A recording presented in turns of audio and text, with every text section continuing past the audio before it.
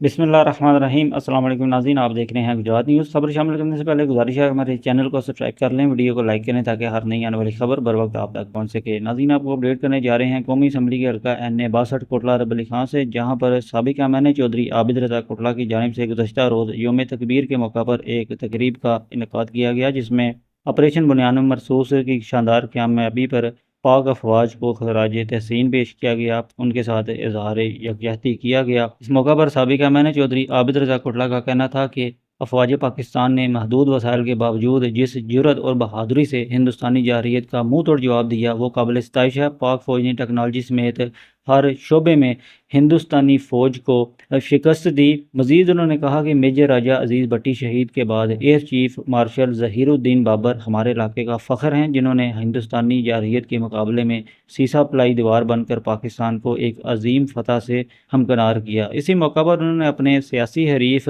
MNA हल्का NA 62 Chaudhary Mohammad alias के बारे में एक बयान दिया। उन्होंने उन पर तनकीद की।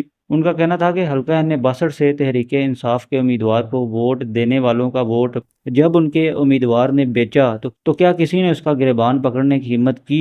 शऊर के नाम पर लोगों को वरगरा कर वोट लेने वाले आज चिराग लेकर भी ढूंढने से नहीं मिलते। ये नाज़रीन एक मुख्तसर सा हाल हमने आपके साथ शेयर किया है साबिक़ MNA चौधरी आबिद रज़ा कोटला की जानिब से, जो गुज़श्ता रोज़ एक तकरीब का इनेकाद किया गया, जो उन्होंने बयानात दिए, उसका अगली वीडियो तक ली दीजिए इजाज़त। अल्लाह हाफिज़।